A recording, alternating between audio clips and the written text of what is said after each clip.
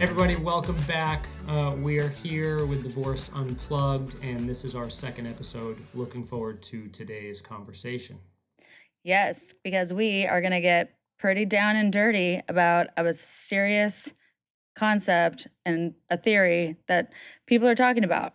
And it really is the family court system broken? My What do you answer, think? unequivocally, yes. Yours? Absolutely broken. Yes, we agree on that. Well, that's where we may go off the rails here shortly. I know, Uh, I'm sure we will. Let's go. I'm excited. Everybody put your seatbelts on. yeah. All right. So, I guess let me ask you, from your perspective, what is the biggest broken piece through your lens? Yeah, okay, so through my lens, one of the biggest issues I have that I see too often is, first of all, lots of money being spent. People are going bankrupt, right, in family court. And one thing that I work really hard on with my clients is I see often that there's domestic violence and a domestic violence abuser gets 50-50 immediately. So for me, the 50-50 presumption breaks the whole family court system. I feel like the protective parent should have more custody. Fair. Okay. And from my perspective, I let's address your perspective first and kind of through my lens. I would say absolutely folks are wasting money. The system is designed and incentivized to create conflict. Mhm. From a domestic violence perspective, though, as it relates to men specifically and the men I help and even my own situation, my concern is the very easy use of what we all know is the silver bullet, right? The false allegation of abuse. And my issue with it is sort of twofolded, right? It's one, that it creates an immediate initial control of the case, but it also undermines the folks who are abused.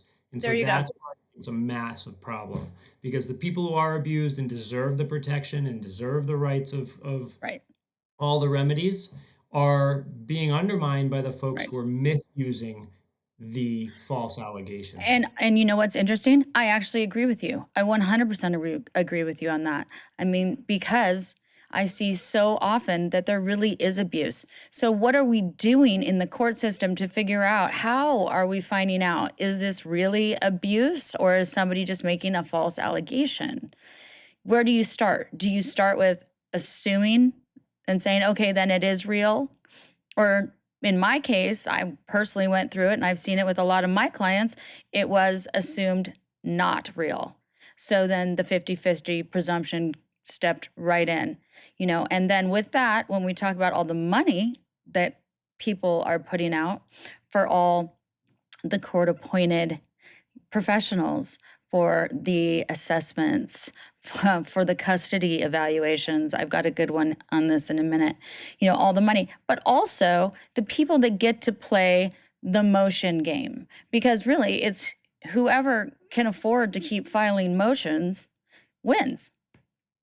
Yeah, I agree that the money party is usually the one with a significant advantage.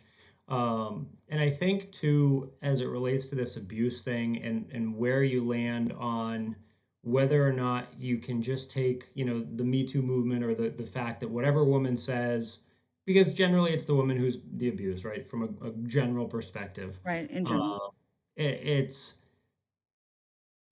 it's really hard to know whether or not it's fair or right just to assume that whatever they say is truthful. I think it backs into earlier in the process for both sides, earlier in your relationship and identifying whether abuse is there, Right. whether abuse needs to be addressed, how you address it from a man's perspective, how are you planning, how are you behaving, how are you protecting against it from a woman's perspective, how are you identifying it, how are you handling it, how are you managing it.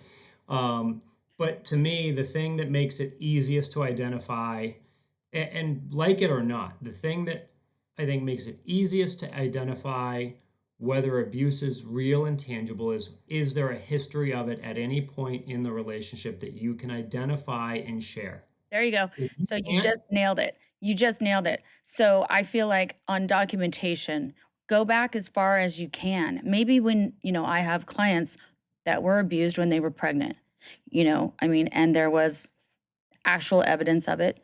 Go back into documentation and look at text messages. And, those can be very helpful in showing that there was abuse. Obviously, photos, if you're in a one party state, you can use audio, you know Yep. and video record this stuff. The sad part, the thing that I see often is just because a woman doesn't call the police or put somebody in jail doesn't mean she's not being abused.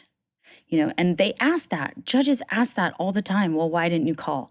You know, or even attorneys when you're on the stand. Well, they have so much to lose. They're afraid. So I think, and that kind of brings me into that judges aren't doing their job. They're No. asking for third parties to make decisions that they should be making because they're not educated on these issues. Yeah, and I think there's another element to that from a judicial standpoint. We have what a lot of us see and a lot of us struggle with, like the disagreements in dissolution or custody battles. And it's you can disagree about the color of the sky, and if you disagree, then you're going to be in front of a judge, right? If you can't find middle ground. But what a lot of us, and I think it's a vast majority of us, don't recognize is these judicial officers in the system are seeing some really heinous situations, real, true, hardcore abuse, both on the children and on the spouses.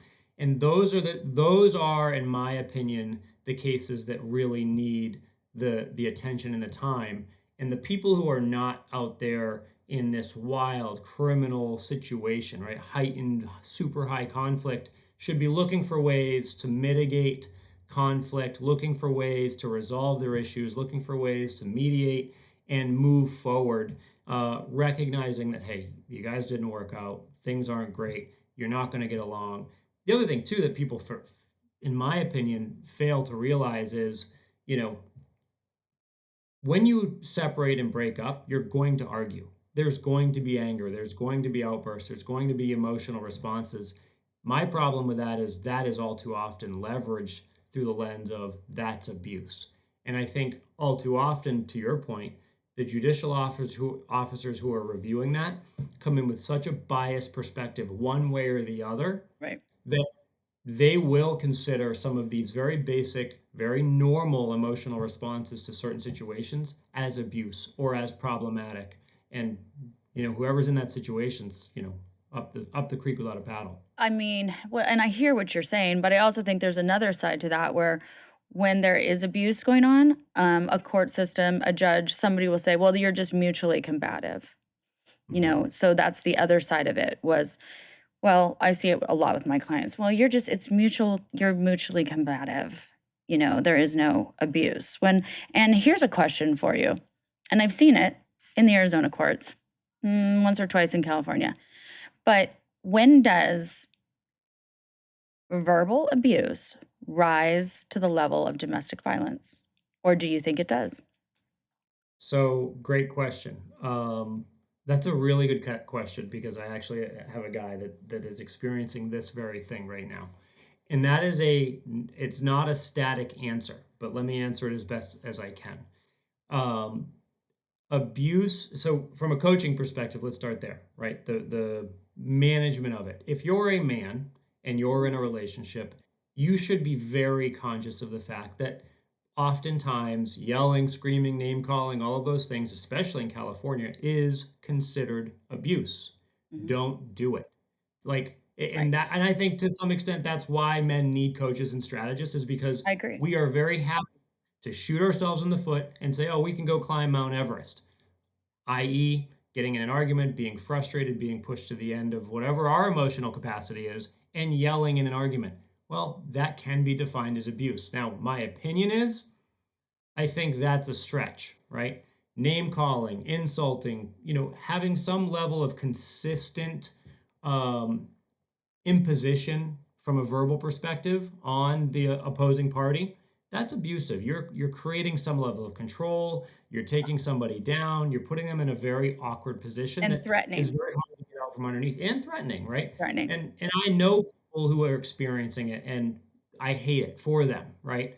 But it's like one of those really tough gray areas in the Mhm. system and in the process because what really does arise to abuse, and that's the hard part. How do you adopt a consideration on a scale that we have in our family court system that really accounts for each individual system, scenario accurately? It's very Right. hard.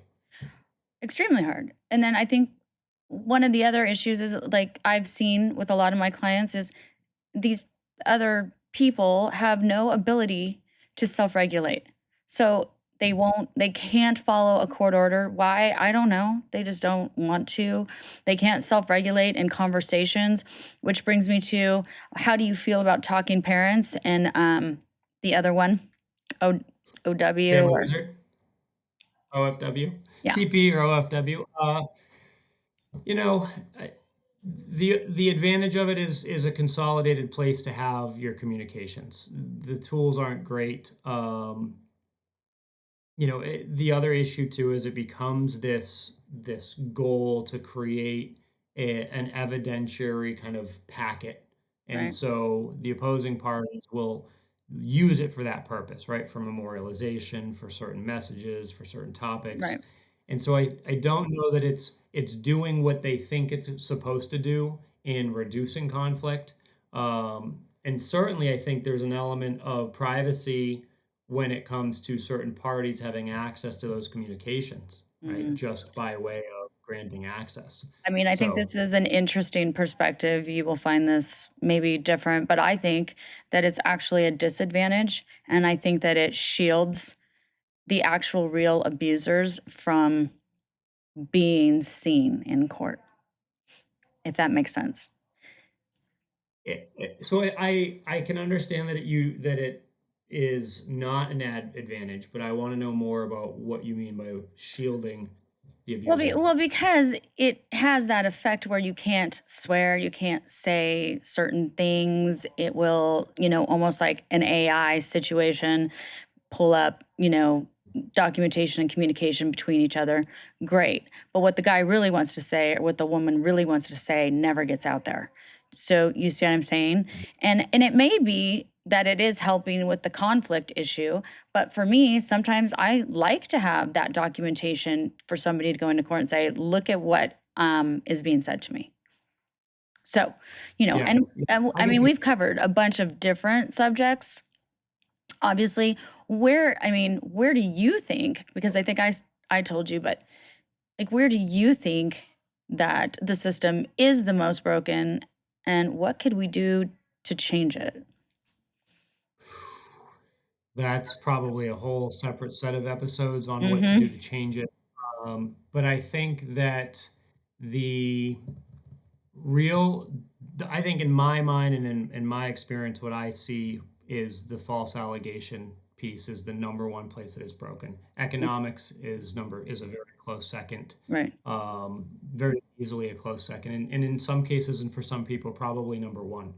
Um, and so I think that from an economic standpoint, it's really just a complete rewrite of the support metrics, of the algorithms and or the calculators and the guidelines and or all of the presumptions that go with, financial assumptions and financial responsibility. I think that a lot of people, both sides, get to skate on certain responsibilities while being incentivized to push certain, goals and targets around custody because that has impact on support, Mhm. and so it's tough because it's a very convoluted system. And so I think economics, it may be number one, right? Yeah, It's most agreed. broken because it's a driver. It's a number one It's driver. agreed. Yeah. I mean, I'm seeing in a lot of different states certain bills that are being just vetoed immediately, and it's based on, you know, filling other people's pockets and how the system is, like, working. So Yeah, well, I mean, you just experienced it in Arizona, right? With the whole, right. I was trying not to party. actually, like, call it out, but it was, I was, like, mind blown and very disappointed, and had one of my clients go down there. I mean, I listened. I had flown in at a different time, or I would have probably gone down there and spoke myself. I have my own story.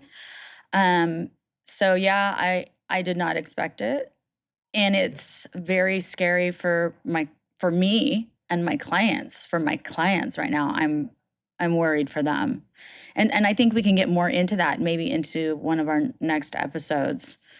Yeah. Because that falls into the topic of, like third party assessments and reunification therapies, You mean the racketeering programs mm, and collusion all between that, all? Yeah, which yeah. we might actually agree on. That would be interesting. I So, have a yeah, feeling we so I mean, for now, I don't know if you have any other comments to make. No, yeah, I have one comment to end on this topic, and that is, I think the sooner people who get into the system recognize that it's broken, the easier it will be for them to manage their experience through the process. It's never going to go the way you want it to. It Right. especially won't go the way you want it to every time. And if you remember, and this is, I think it's a garbage position, but it's one that you hear all the time. If you go into a courtroom and both parties leave unhappy, the judge considers that they've done their job. Right. Their job is to make sure both parties leave unhappy for one reason or another. And I don't think that's great. I don't think that helps kids. I don't think that helps people. But that's the reality. And so if you can get your mind around it and you can plan accordingly, then it will be much easier getting through these very tumultuous times that the family law, family court system is. Wow. Yeah. I mean, I think that's really good advice for all of our listeners out there and our audience. It's definitely something to take into consideration. For sure. And so I just want to thank everyone for joining in and our viewers. And hopefully, we get to see you soon. On our second episode, we'll be discussing issues like parental alienation. So tune in, like, subscribe to the Divorce Unplugged. See you soon. See you soon.